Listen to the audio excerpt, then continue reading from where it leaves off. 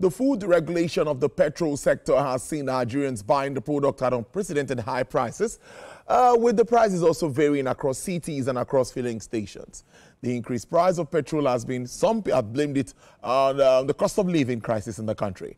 Apart from the increased prices, the total deregulation also means that prices vary across cities and even based on the ownership of filling stations. Now, prior to the commencement of the Petroleum Industry Act and implementation, the Nigerian government heavily subsidized petrol and through its petroleum equalization funds tried to ensure that prices do not vary across states. Professor Omowumi Ledare is a professor emeritus in petroleum economics, Emmanuel Egboga Foundation in Abuja. He joins me to look at these issues critically. Good afternoon, Prof. It's good to see you, and Happy New Year. I think it's the first time we're talking this year. Good afternoon. Good afternoon. Good afternoon. Hello, Prof. Good afternoon. Please? Yes, I can hear you, but you are breaking. I don't know whether it's my internet. Oh, we can't hear you, Prof. Hello, can you hear? Yeah, go ahead. Prof, let's start with pricing issues in recent times following the deregulation of this market. We've seen that flip-flop at the time increase. Sometimes we see a reduction. But many will say that is what is expected in a deregulated market. What is your take and understanding around this? Well, again, thank you for having me, and I can understand. We are not used to what we are seeing in the market today. It's going to take a while before we begin to recognize the dimension of the downstream market. We're not there yet, and we should not be in a hurry. But if we get used to prices going up and coming down, that is a plus. And I think we just need people like you to continue to educate the public so that expectations are not put too high without good understanding of the way the market works. Normally, there are about 10 factors that will affect the price of petroleum product in a deregulated market.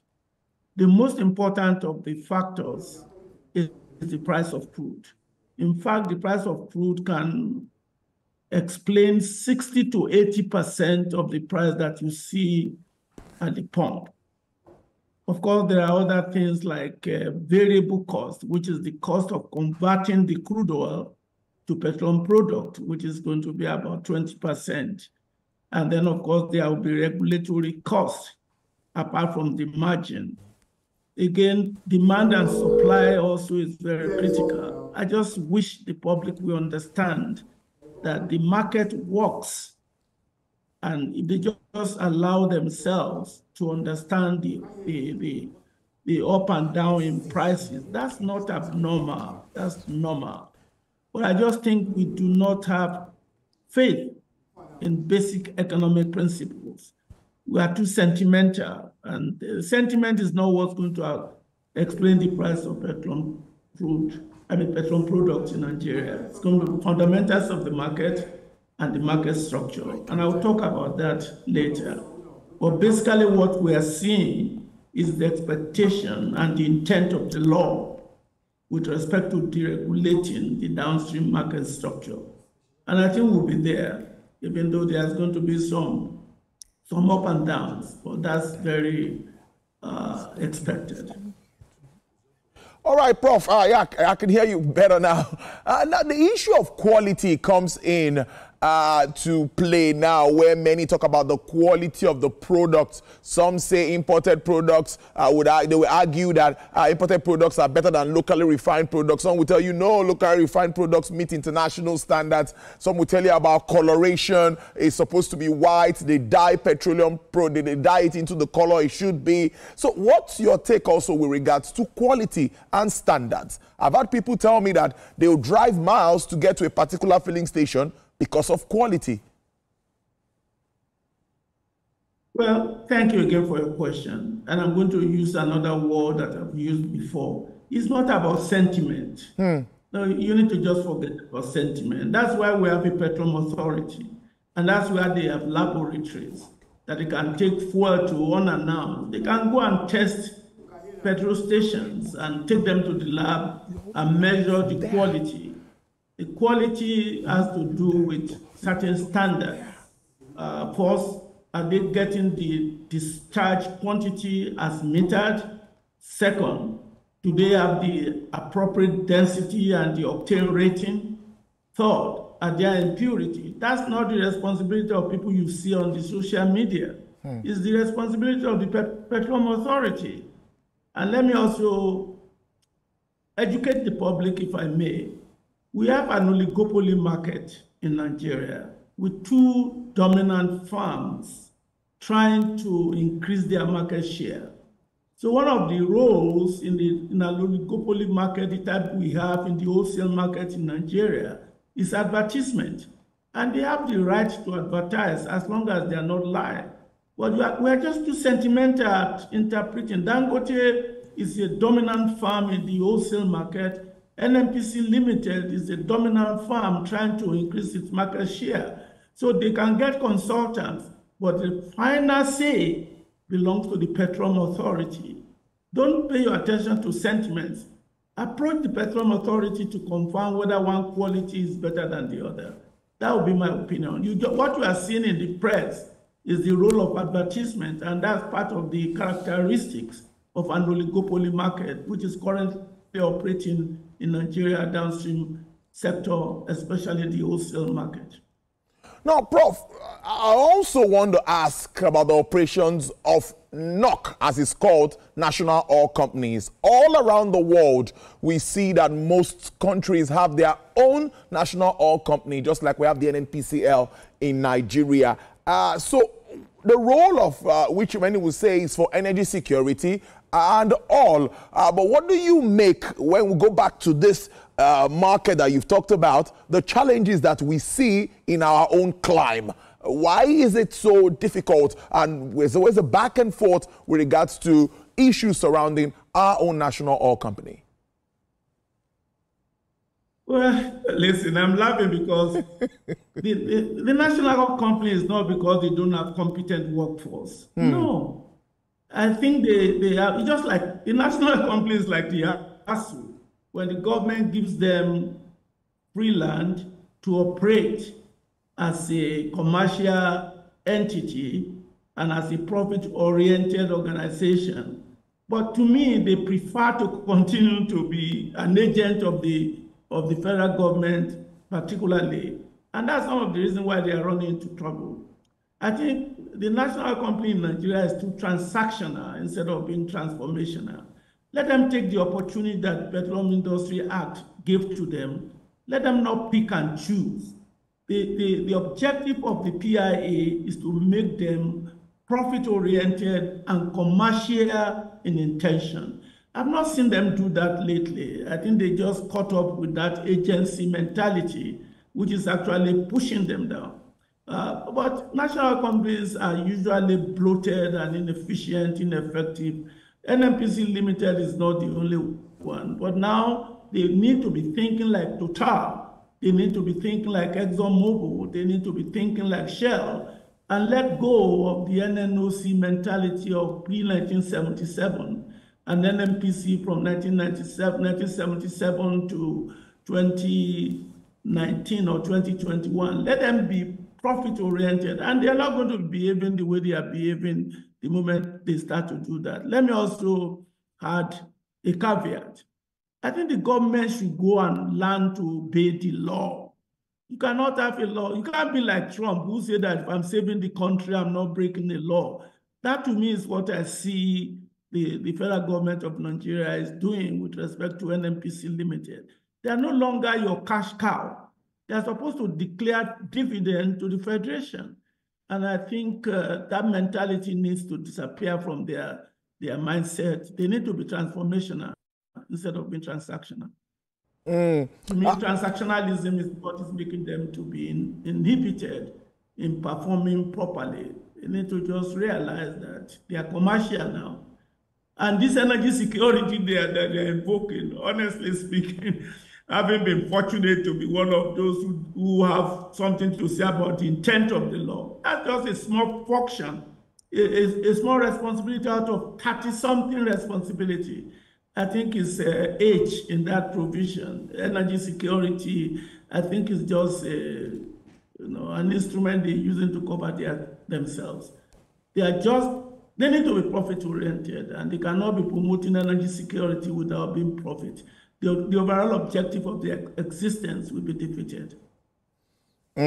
Let's stay with Donald Trump now. You touched on him in your submission, and even my previous guest before he left was talking about the impact of some of his policies, of course, on the oil market moving forward and the price of crude and all of that. Prof, what do you also make of that going forward? Many say this might affect the price of crude. If it does, for countries like Nigeria that have projected budgeting and all of that, we'll need to ramp up production for us to be able to get that loss, maybe via increasing volume. Or how does that come to you, Prof?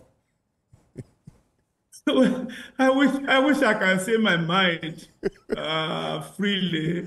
I mean, Trump doesn't have anything between his ears, honestly speaking. And for people to pay too much attention to him talking about setting the price of oil, I just think he's uninformed. The price of oil is determined fundamentally by the demand and supply. Yeah, there may be some shock as a result of his type of behavior. All you need to do is to look at production in the United States over the last 4 years. The U.S. actually producing more at 12.5 million barrels per day. He's just making noise, in my opinion. I can't do anything to increase crude oil production in the U.S. beyond what it is now, until perhaps at the end of his term, which is 4 years. The U.S. is producing 12.5 million barrels per day under Biden. So I just think that the worst he could do is to bring a shock to the market. And the market will react almost immediately when they observe that he's just making noise. To me, just what I call economic populism. But now let's talk about Nigerian budget being tied to oil and gas production. Over the years, I think Nigeria need to move away from that. And even if they have to do that, they have to do what I call a confidence interval estimate and take median and then be willing to adjust. But at $75 per barrel, I don't think they are actually out of the range. The only concern I have is the production forecast of 2 million barrels per day. That seems to be too optimistic for me. But with respect to $75, over the next 12 months, I don't see the price of oil being far away from $70 to $80 in the long run. So $75 is still a good ballpark. But the only reason why Nigeria will have budget deficit is this optimism about being able to produce 2 million barrels per day. I think that's, in my opinion, very unrealistic looking at empirical data. But hey, I'm not going to go to bed and lose my sleep because of Trump and the global crude oil. In fact, the only institution that can talk about having stability in the global market is OPEC, because they are the one with stable capacity that they can adjust at will when there's inventory in the market and the price is about to collapse, and when there's excess demand and supply needs to be increased to avoid price going over the roof. Hey, I won't lose my sleep over Trump. He has only 2 more years to continue to make this noise, and I think by 2026, when the U.S. go through another election, they will understand the error they have made. But that's just my opinion. I hope they will not take my passport when I'm not here. Prof, we have 2 minutes. We have 2 minutes to wrap this segment. And I want your comments very, very briefly on refining. Many say Dangote Refinery and, of course, the NNPCL as refineries coming on stream might also shape the world in one way or the other, affect countries that have been dominating refining, Rotterdam, all of those countries where we used to refine. Do you think that will have also any impact on the market? I just want your understanding on that.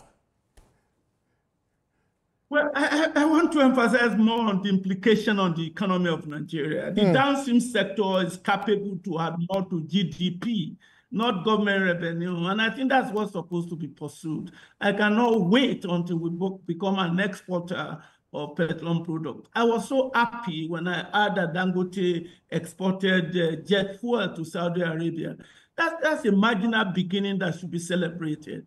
We shouldn't worry about any other economy beyond the Nigerian economy. I often ask this question: is Nigeria a petroleum-dependent economy or a petroleum-dependent country? And I think if anything we make us petroleum-dependent economy, I think the downstream sector of Nigeria is going to do. So I commend Dangote. I'm really proud, very proud to associate myself with what is going on in Nigeria at the moment, whereby now we are thinking of final product as the engine that will drive our economy rather than raw material.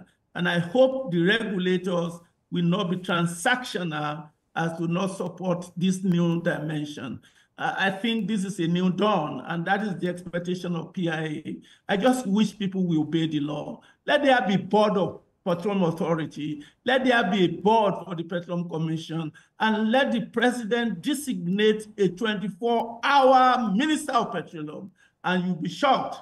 Some of the problems we have in the sector and adding to our economy will disappear. I'll continue to call on the president to let go of that Minister of Petroleum portfolio for the sake of the sector, which is still the engine that will drive our economy under this emerging energy landscape. It's always a pleasure to I must thank you so much. Interesting to have you, as always, Professor Omomi Ledare, Professor Emeritus in Petroleum Economics, Emmanuel Ekboha Foundation, Abuja. Have a great week, Prof. Hope to see you soon. Bless you, and anytime. Just make sure I have 24 hours notice. I'll be glad to answer your question. All right, Prof. Yes. Interesting conversation, as always, with Prof. Let's take a break. When we come back, we'll